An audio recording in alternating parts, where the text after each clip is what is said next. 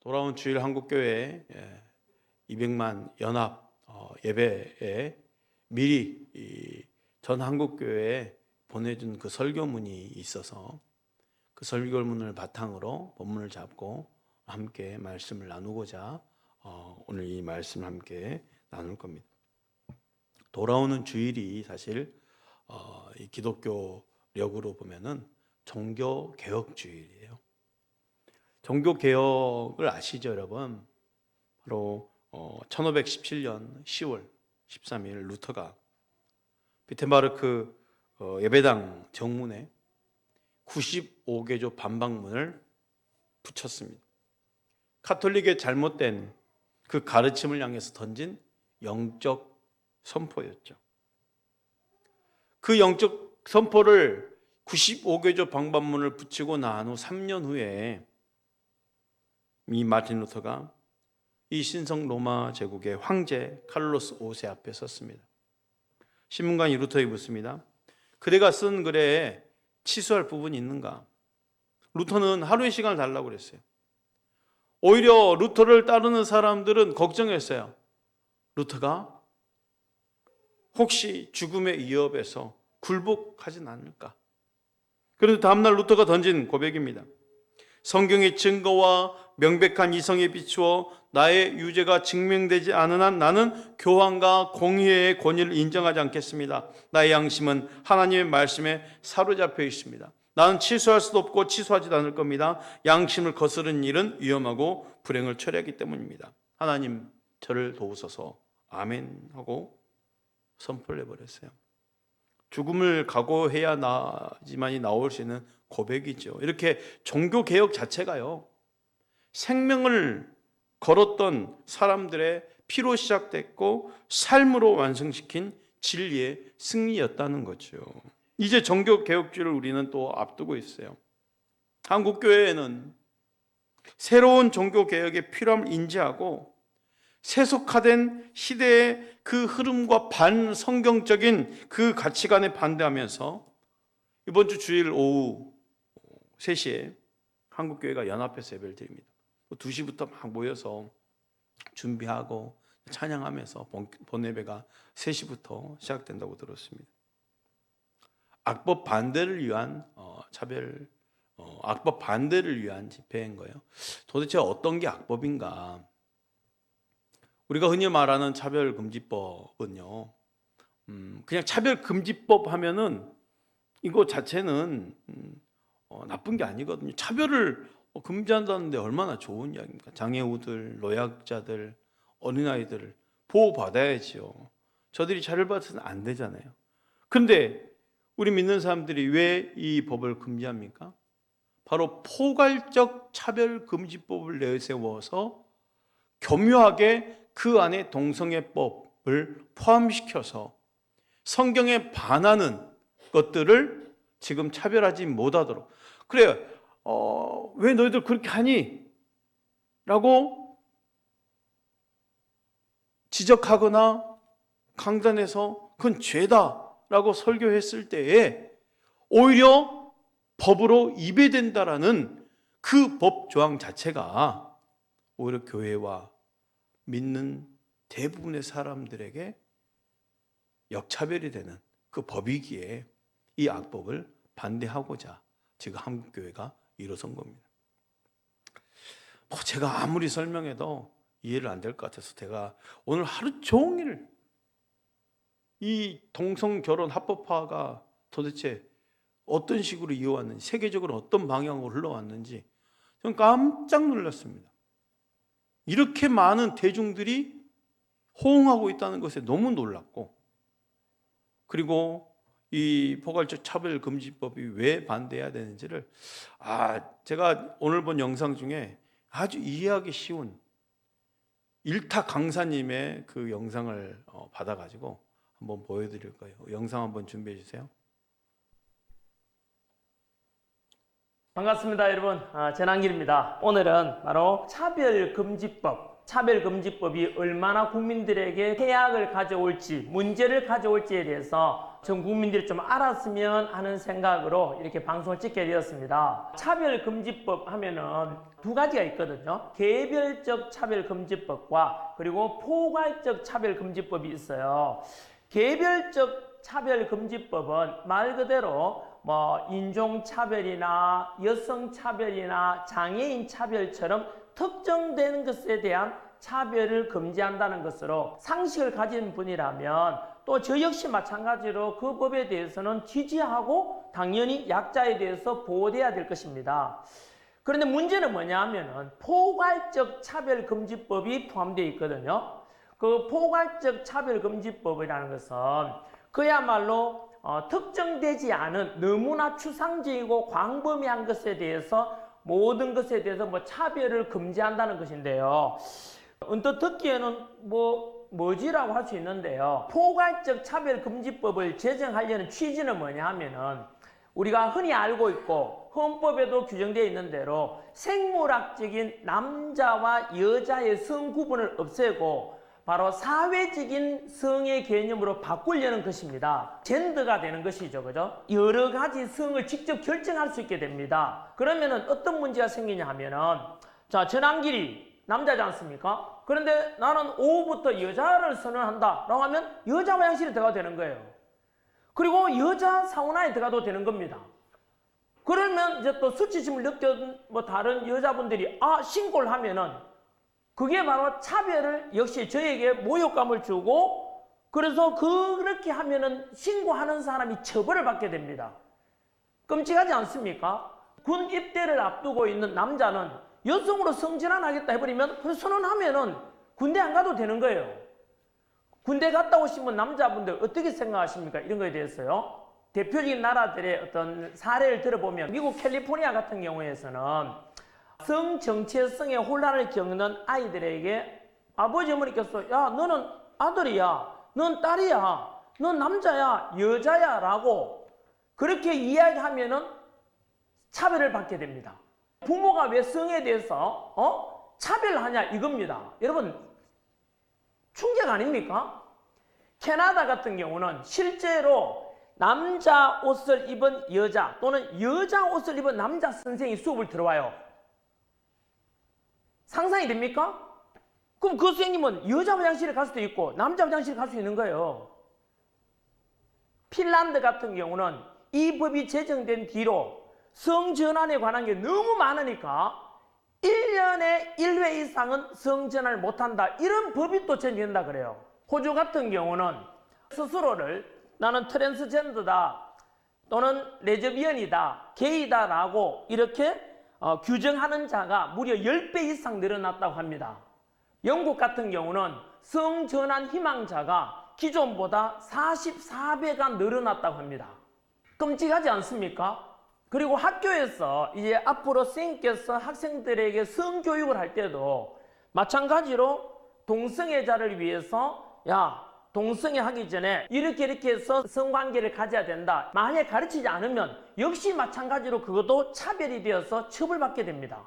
뿐만 아니라 뭐 동성애 같은 경우는 흔히 우리가 알려진 대로 에이즈 감염 위험도 높고 또 좀 비위생적일 수도 있다. 이런 표현도 하게 되면 부정적이다 해서 이거 역시 차별금지법 위반이 되어서 역시 처벌받게 됩니다. 이렇게 부작용이 너무 많고 사회적으로 초래할 문제가 심각한데 여러분들께서는 어떻게 생각하십니까? 특별히 학교 선생님께서는 자라는 학생들을 생각해 보면 너무 끔찍하지 않습니까? 그래서 전국에 있는 학교 선생님께서 전부 들고 일어나서 강력히 저는 반대 목소리를 내야 한다고 생각합니다. 진보든 보수든 남자든 여자든 또는 젊은 세대든 나이든 세대든 간에 어느 누구도 이거는 같이 함께 같은 마음으로 이 법 제정만큼은 막아야 된다고 저는 생각합니다. 그리고 저 역시 딸을 키우는 아버지로서 우리 딸을 보호해야 되고 아이를 둔 부모님께서도 마찬가지로 이렇게 일어날 일을 뻔히 보면서 이 법 제정에 대해서 무기를 하시겠습니까? 그냥 침묵하시겠습니까, 여러분? 이 법이 한번 제정되고 나면은 이 법 제정은 문제가 있다. 사회 병폐를 만든다. 그래서 개정될 필요가 있다. 라고 하는 것조차도 역시 차별이 되기 때문에 그런 것, 거론조차 못하게 된다고 합니다, 여러분. 저는 분명히 말씀드리지만은 양성의 자든 동성의 자든 다들 같이 존중돼야 한다고 생각합니다. 그거는 누가 뭐라 할 수 없지 않습니까? 개인의 자유니까요. 다만 저는 이러한 것에 대해서 법으로 제정해서 누군가를 규제하고 강제함으로 해서 오히려 역차별을 만들게 되고 표현의 자유라든가 많은 자유함을 구속하는 엄청난 문제가 더 초래될 것이기 때문에 이 법 제정에 대해서 말 그대로 강력히 반대하는 것입니다, 여러분. 저는 이렇게 해서 바로 포괄적인 차별금지법만큼은 절대로 제정돼서 아니 된다고 됐습니다. 생각합니다. 대한민국의 미래 지금 보시는 아시다시피 올해 파리올림픽 개막식 참 충격적이었죠. 아시죠? 여장을 한 남자들이 그리고 트랜스젠더들이 나와서 공연하고 예수님 최후의 만찬을 조롱하는 그 패러디를 했습니다. 기독교가 조롱의 대상이 된 거죠. 반면에 그 올림픽의 유도 세계 챔피언이었던 세르비아 선수 네바냐 마이도프가 경기장을 입장하면서 십자가 표시를 했어요. 십자가 표시를 했다는 이유로 5개월 출전 자격 정지 처분이 됐어요. 예수님을 조롱하는 것은 개막식 때 환호를 받지만 예수님을 높이는 신앙은 자격 정지를 받는 시대가 바로 지금의 시대라는 거예요. 오늘 우리가 직면한 시대인 거죠. 이 세속화 시대 가운데 가장 큰 이슈가 바로 젠더 이슈입니다. 젠더 이슈. 인간의 성이죠. 인간의 성은 하나님이 창조하실 때 분명히 남자와 여자로 창조하셨어요. 그런데 미국의 뉴욕주에는요, 이 성을 구분할 때 공식적입니다. 공식적으로 31개의 성을 인정하고 있어요. 이해가 안 되죠. 어떻게 남자, 여자 성 외에 어떤 성이 도대체 있길래 31개나 나열했을까? 기본적으로 남자인데 자기 여자라고 말하는 성이 따로 있겠고, 그렇죠? 또 여자인데 남자라고 말하는 성이 있겠고, 또 양성애자가 있겠고, 그 성 중에 젠더 플루이드라는 성이 있어요. 이 성은 뭐냐? 유동하는 성이에요. 아까 강사님 말했듯이 자기가 원하는 대로 성을 바꿀 수 있다는 거예요. 아침에는 여자가 됐다가 낮에는 남자가 됐다가 또 심지어 동물도 돼요.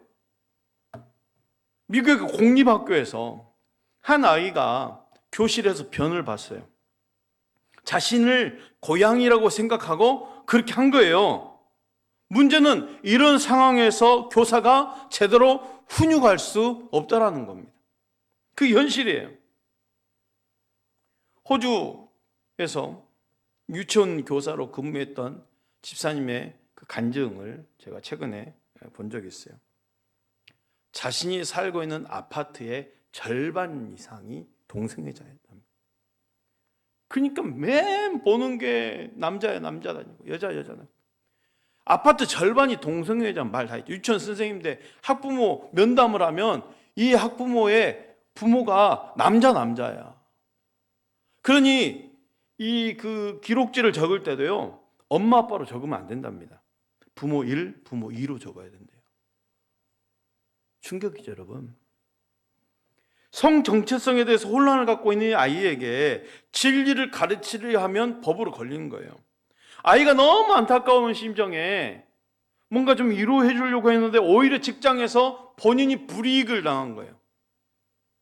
여러분, 유럽, 미국뿐만 아니라 지금 많은 나라에서 이런 일이 일어나고 있습니다. 아시아에서는 대만이 제일 먼저 동성 결혼 합법화를 했어요. 이어서 아시아에서 네팔 그리고 태국이 합법화했어요. 9년 전에 아일랜드가 국회에서 합법화시킨 게 아니고 국민투표로 결정을 했는데 최초로 국민투표로 62%가 찬성돼서 통과가 돼버렸어요. 국민들 62%. 더 충격적인 뭐냐? 동성결혼을 반대하는 퍼센트보다 20%가 차이 나버린 거예요. 20%가 차이 날 정도로. 유럽은 이 아일랜드가 최초로 국민투표로 합법한 이후에 그냥 싸그리 다 무너져 버렸습니다. 거의 다가 동성결혼 합법화합니다. 유럽은 거의 나라가. 3년 전에 스위스가 64%로 국민투표 합법화 시켜버렸어요. 미국뿐 아니라 지금 많은 나라가 이런 일이 일어나고 있습니다. 근데 이게 다른 나라 이야기 같죠.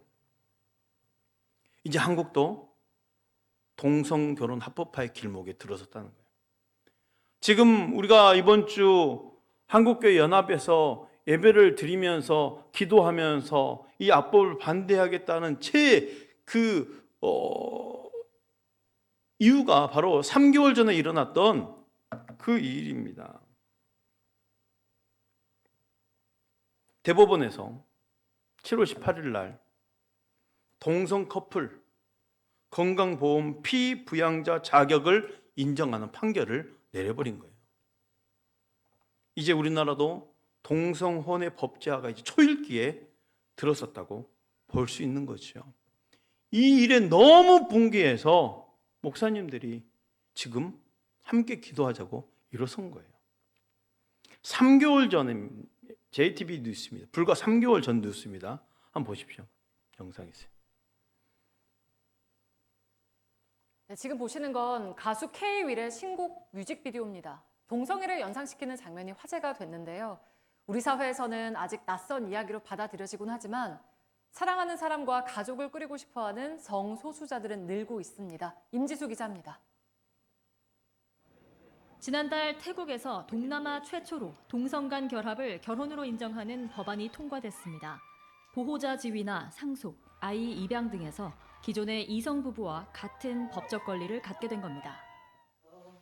국내는 어떨까요? 30만 구독자를 보유한 게이 유튜버 커플이 지난 5월 구청을 찾았습니다. 여기서 이거 서류 받아오고. 너 글씨 잘 쓰니까 여보 갔어. 여기 밑에 기특하네 그거 쓰거든. 뭐? 10년 사실혼 가는 게. 오늘이 오늘이 10주년입니다. 만난 지 10주년 되는 날입니다. 이렇게. 예. 국내에서 동성 부부의 법적 혼인은 불가능하지만 2년 전 혼인신고서의 접수는 가능해졌습니다. 실제 혼인이 인정이 안 되더라도 결국에는 기록에는 남는다. 동성혼이 인정이 되는 세상이 오면 그게 인정이 될 수 있다는 얘기를 하셔가지고. 이번에 신분증 네. 당사자분이신 거죠? 네. 그 내용 맞는지 확인 한번 해주시고.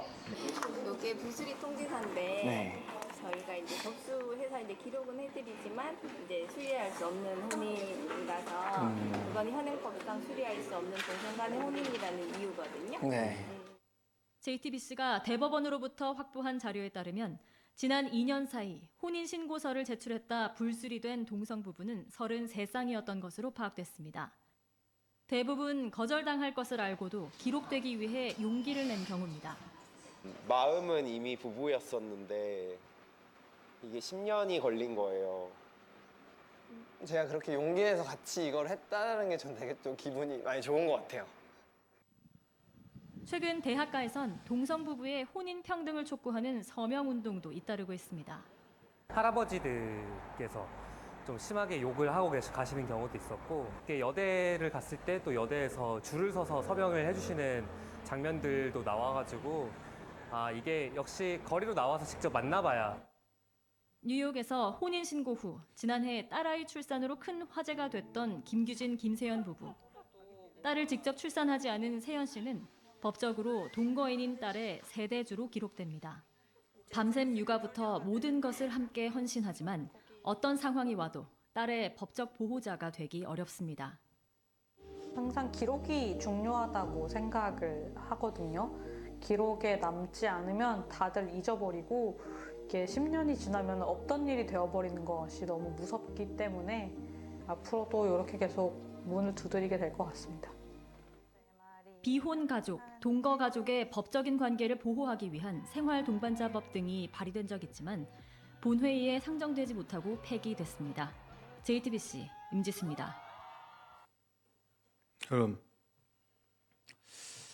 작년에 퇴임을 했는데 이석태 헌법재판관 후보자 거의 다 모를 거예요. 6년 전에 법제사법위원회 인사청문회 때입니다. 동성혼 찬성하냐 반대하냐를 물어봤어요. 근데 이 헌법재판관 후보자 이석태니 찬성합니다 반대합니다 이렇게 말하지 않고 이렇게 대답했어요. 헌법재판관입니다. 재판관 될 사람이잖아요. 저는 이분이 말해요. 저는 앞으로 받아들여야 된다고 봅니다. 심각하죠. 헌법재판관이 앞으로 이건 우리나라도 받아들여야 된다고 봅니다. 하세요. 근데 더 심각한 게 뭐냐면 그 영상의 댓글이에요. 댓글에 이렇게 달렸어요. 제가 다 따왔어요. 진짜 멋지다. 또 65세로 알고 있는데 사고가 굉장히 깨어 있으시네요. 또 기독교 단체 압박도 심할 텐데 응원합니다. 또 찬성이란 표현 안 쓰고 받아들여야 한다는 표현을 쓰신 게 존경스러움. 또 나이 드신 분 중 진짜 이런 깨신 분이 있군요. 대통령 가지야. 그랬어요. 대중의 반응이 심상치 않다라는 거죠. 7년 전 우리나라도 설문조사를 했어요. 동성혼을 합법화하는 것을 찬성하냐 반대하냐. 얼마나 나왔을 것 같아요? 반대가 나왔죠, 당연히. 그런데 반대가 58%예요. 7년 전입니다. 저는 지금 설문조사하면 장담하지 못할 것 같아요. 지금 이 젊은 세대들 얼마나 이 개인의 자유를 보호받고자 하는 그 세대들이 지금 다 올라왔는데 이 설문조사하면 장담하지 못할 것 같아요. 만약 그 우리나라도 동성혼 결혼에 대해서 국민투표 갑시다 했을 때 그걸 지켜낼 수 있겠냐는 거예요. 지금 세계 곳곳의 나라, 기독교 국가라는 나라가 다 무너졌는데 다 무너졌잖아요. 미국, 남미 싹 넘어갔어요. 멕시코 다 넘어갔어요. 미국은 지금 거의 모든 주가 다 동성혼 합법합니다. 유럽 다 넘어갔어요. 아시아, 지금 태국, 그 다음에 네팔, 대만 싹 지금 넘어오고 있잖아요. 왜 이토록 성에 대해서, 이 성에 대한 해방에 대해서 집요하게 강조하는 그 움직임이 일어나는 걸까요? 여러분, 이거 영적으로 잘 봐야 됩니다. 이거는 단순히 젠더 이슈가 아니에요. 하나님은 남자와 여자를 창조하셨어요. 분명하게. 성 정체성을 무너뜨리는 것은 하나님의 창조 원리를 바꾸는 거예요. 하나님을 거부하는 대적인 거예요. 그러니까 영적으로 봐야 되는 거죠. 가장 강력한 대적. 교회가 교회되지 못하도록. 왜요? 죄가 죄라고 말하지 못하잖아요. 이거 안 됩니다. 이거는 성경에 분명히 죄라고 되어 있습니다. 이렇게 말하면 법으로 걸리는데, 오히려 처벌받는데, 교회가 교회로 서 있지 못하는 거죠. 이 악법을 막고자 이 종교개혁 주일에 한국교회가 연합해서 예배를 드리고자 하는 거예요. 우리 장로님이 총대에 다녀왔잖아요. 총대에서 이 호소를 듣고 눈물을 흘리면서 목사님이 나오셔서 그 호소하는 걸 듣고 정말 나가서 예배를 드리고자 마음을 먹고 오실 정도였어요. 제가 오늘 하루 종일 이 동성혼 합법화에 대해서 살펴보고 또 말씀을 보고 또 한국교회 연합집회에 준비된 목사님들의 말씀을 들어보고 얼마나 막 끌어오르는지 모르겠어요. 끌어오르는지 모르겠어요. 여러분, 다니엘의 세 친구들이요, 왜 풀무불에 들어갔습니까? 우상에 절하라니까 하나님을 섬기는 자들이 우상 앞에 절하기 싫어서 절하면 안 되어서 풀무불로 들어간 거예요. 우상에 절하지 않겠다는 거죠. 저들은 그렇게 하나님을 포기하지 않고 세상에 당당하게 맞서 생명을 걸었던 것입니다. 근데 보세요. 풀무불에서 구원을 받으면요, 세상이 뒤집어진다는 거 아십니까? 참으로 놀라운 일이 일어난 거예요. 풀무불을 지켜보던 느부갓네살 왕이 갑자기 자리에서 일어났어요. 풀무불 안에 분명히 세 사람이 들어갔는데 네 사람이 움직이는 거예요. 세 사람 머리털 하나 그을리지 않고 불탄 냄새 하나 없이 살아나왔습니다. 하나님께서 그분의 사자를 보내셔서 그들을 보호하시고 그들과 함께 하셨던 거죠. 마치 정말 이사야 43장에 있는 말씀 그대로가 재현된 거예요. 이사야 43장 2절에 그러죠. 내가 물 가운데 지날 때 내가 너와 함께 할 것이라. 강을 건널 때 물이 너를 침몰하지 못할 것이며 내가 불 가운데 지날 때도 타지도 않을 것이요 불꽃이 너를 사르지도 못하리니. 이 약속의 말씀이 문자대로 진짜 이루어진 거예요. 하나님 외에 다른 신을 섬기지 않겠다고 목숨을 건 선포 헌신이 풍물불 가운데서 건짐을 받게 된 것입니다. 여러분 반대로 생각해 보세요. 내 삶에 왜 기적이 일어나지 않는가? 풀무불에 들어가지 않으니까 기적이 없는 거죠. 아무 일도 나타나지 않는 겁니다. 결단과 헌신, 정말 골리앗 앞에 돌을 던지는 그 심정이 있어야 넘어가는 거죠. 야, 한국교회에 모여서 100만 모인다고 뭔 일이 일어나냐? 야, 그날 예배 안 드리면 뭔 일이 일어나냐? 그 예배 드린다고 세상이 바뀌냐라고 말하지만 정말 우리는 풀물불에 들어가는 심정으로 예배할 수 있어야 되고, 온 세계가 넘어져도 한국교회만은 넘어져서 안 된다라는 그런 다짐으로 결단으로 가야 되고, 우리 자녀들만큼은 세속화에 물들이지 않고 정말 믿음으로 살아야겠다라는 그런 강력한 의지가 있어야 되고요. 그래서 우리는 기도해야 된다는 거죠. 제가 막 광화문 가서 예배합시다 그렇게 하지는 못해요. 왜? 우리 어르신들 움직이긴 어려울 수 있고, 또 각자 흩어지면 또 제대로 예배를 못 드릴 수 있어서, 가셔서 예배를 드리실 분은 드리셔도 되지만 교회에서 온라인으로 해드려야 그래도 우리 권사님들은 의자에 앉아서라도 기도할 수 있으니까 그렇게 제가 하고자 하는 거예요. 느부갓네살이요, 풀무불에서 네 번째 사람이 거니는 것을 보고 그의 태도가 180도 바뀌었습니다.